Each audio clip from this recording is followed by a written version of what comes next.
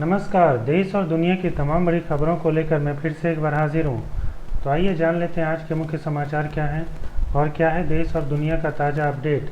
साथ ही आप जान पाएंगे देश और राज्य की सरकारों ने क्या किया ऐलान और क्या दिया बड़ा बयान। सबसे पहले एक नज़र सुर्खियों पर। देश में बनेगा एशिया का सबसे बड़ा फूड पार्क और बनाएंगे मुकेश अंबानी। जीएसटी की दरों में अभी और कटौती संभव, पीएम मोदी। टैक्स पेयर को मिली बड़ी राहत, ऑडिट रिपोर्ट भरने की तारीख बढ़ाई गई। स्विगी का नया अपडेट, ट्रेन में खाना मंगाना हुआ पहले से आसान। अब खबरें विस्तार से, लेकिन वीडियो में आगे बढ़ने से पहले कर लीजिए वीडियो को लाइक और चैनल को कर लीजिए सब्सक्राइब ताकि आप रोजाना काम की खबरों से रूबरू हो सकें। रिलायंस कंपनी की तरफ से सरकार के साथ एक समझौता किया गया है, वह भी 40,000 करोड़ का। भारत और एशिया के सबसे बड़े रईस मुकेश अंबानी की कंपनी रिलायंस इंडस्ट्रीज़ अब फूड सेक्टर में आगे बढ़ने जा रही है। इसके तहत रिलायंस कंपनी के द्वारा सरकार के साथ 40,000 करोड़ रुपए के एक समझौते पर हस्ताक्षर किए गए हैं। रिलायंस इंडस्ट्रीज़ के अध्यक्ष मुकेश अंबानी ने इस योजना की घोषणा अपनी वार्षिक आम बैठक में की थी। उन्होंने बताया था कि कंपनी एशिया के सबसे बड़े और आधुनिक फूड पार्क का निर्माण करेगी, जिसमें एआई संचालित ऑटोमेशन, रोबोटिक और टिकाऊ तकनीक का इस्तेमाल होगा। यह फूड पार्क भारत को फूड प्रोडक्शन और प्रोसेसिंग के सेक्टर में एक वैश्विक खिलाड़ी बनने की दिशा में एक बड़ा कदम होगा।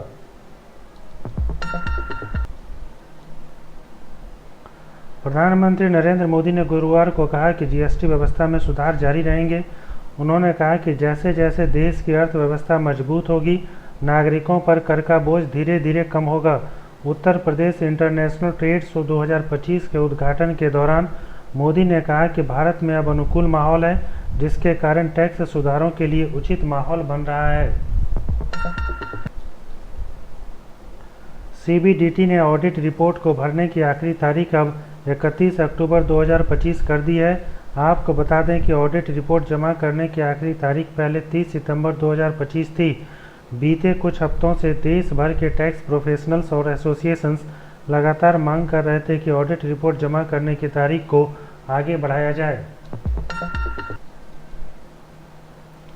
अगर आप ट्रेन में सफ़र करते हैं तो आपको बता दें कि स्विगी ने 7 मार्च 2025 को रेलवे स्टेशन पर फूड डिलीवरी सेवा शुरू करने की घोषणा की थी। त्योहारों का सीजन शुरू हो गया है और इसी के साथ ट्रेन में यात्रियों की भीड़ भी बढ़ने लगी है। ऐसे में लोगों के लिए खाने की चिंता सबसे आम समस्या होती है। स्विगी, जो अब तक शहरों में फूड डिलीवरी के लिए जाना जाता था, उसने अपनी फूड ऑन सेवा में कुछ नए और शानदार बदलाव किए हैं। अब आप किसी नए स्टेशन या शहर में पहुंचते हैं तो वहां का लोकल फूड भी आप ट्रेन में मंगवा सकते हैं। स्विगी ने सिटी बेस्ट फीचर शुरू किया है, जिसमें हर स्टेशन पर उस जगह की खास डिशेज दिखाई जाएगी। इससे यात्रियों को लोकल स्वाद का मज़ा मिलेगा, वह भी बिना स्टेशन पर उतरे। यूक्रेन का संविधान जंग के बीच चुनाव कराने की इजाज़त नहीं देता और यूक्रेन के राष्ट्रपति ने भी देश में चुनाव न कराने को लेकर यही तर्क दिया है। हालांकि उन्होंने साफ कहा कि रूस के खिलाफ जंग खत्म होने के बाद वह कुर्सी की दौड़ में शामिल नहीं होना चाहते और अपना पद छोड़ने के लिए तैयार हैं। अगर आप भी इसी तरह की देश की छोटी बड़ी खबरों को जानना चाहते हैं तो आप इस वीडियो को लाइक और चैनल को सब्सक्राइब कर सकते हैं। रिलायंस कंपनी की तरफ से सरकार के साथ एक समझौता किया गया है, वह भी 40,000 करोड़ का। भारत और एशिया के सबसे बड़े रईस मुकेश अंबानी की कंपनी रिलायंस इंडस्ट्रीज़ अब फूड सेक्टर में आगे बढ़ने जा रही है। इसके तहत रिलायंस कंपनी के द्वारा सरकार के साथ 40,000 करोड़ रुपए के एक समझौते पर हस्ताक्षर किए गए हैं। रिलायंस इंडस्ट्रीज़ के अध्यक्ष मुकेश अंबानी ने इस योजना की घोषणा अपनी वार्षिक आम बैठक में की थी। उन्होंने बताया था कि कंपनी एशिया के सबसे बड़े और आधुनिक फूड पार्क का निर्माण करेगी, जिसमें एआई संचालित ऑटोमेशन, रोबोटिक और टिकाऊ तकनीक का इस्तेमाल होगा। यह फूड पार्क भारत को फूड प्रोडक्शन और प्रोसेसिंग के सेक्टर में एक वैश्विक खिलाड़ी बनने की दिशा में एक बड़ा कदम होगा।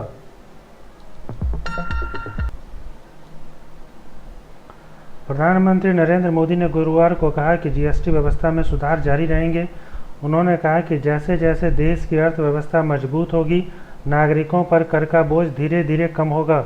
Uttar Pradesh international trade show 2025 के उद्घाटन के दौरान मोदी ने कहा कि भारत में अब अनुकूल माहौल है, जिसके कारण टैक्स सुधारों के लिए उचित माहौल बन रहा है। सीबीडीटी ने ऑडिट रिपोर्ट को भरने की आखिरी तारीख अब 31 अक्टूबर 2025 कर दी है। आपको बता दें कि ऑडिट रिपोर्ट जमा करने की आखिरी तारीख पहले 30 सितंबर 2025 थी। बीते कुछ हफ्तों से देश भर के टैक्स प्रोफेशनल्स और एसोसिएशंस लगातार मांग कर रहे थे कि ऑडिट रिपोर्ट जमा करने की तारीख को आगे बढ़ाया जाए। अगर आप ट्रेन में सफ़र करते हैं तो आपको बता दें कि स्विगी ने 7 मार्च 2025 को रेलवे स्टेशन पर फूड डिलीवरी सेवा शुरू करने की घोषणा की थी। त्योहारों का सीज़न शुरू हो गया है और इसी के साथ ट्रेन में यात्रियों की भीड़ भी बढ़ने लगी है। ऐसे में लोगों के लिए खाने की चिंता सबसे आम समस्या होती है।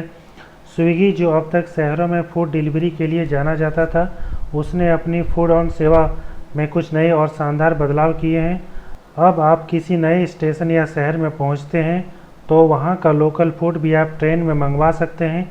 स्विगी ने सिटी बेस्ट फीचर शुरू किया है, जिसमें हर स्टेशन पर उस जगह की खास डिशेस दिखाई जाएगी। इससे यात्रियों को लोकल स्वाद का मज़ा मिलेगा, वह भी बिना स्टेशन पर उतरे। यूक्रेन का संविधान जंग के बीच चुनाव कराने की इजाज़त नहीं देता और यूक्रेन के राष्ट्रपति ने भी देश में चुनाव न कराने को लेकर यही तर्क दिया है। हालांकि उन्होंने साफ कहा कि रूस के खिलाफ जंग खत्म होने के बाद वह कुर्सी की दौड़ में शामिल नहीं होना चाहते और अपना पद छोड़ने के लिए तैयार हैं। अगर आप भी इसी तरह की देश की छोटी बड़ी खबरों को जानना चाहते हैं तो आप इस वीडियो को लाइक और चैनल को सब्सक्राइब कर सकते हैं।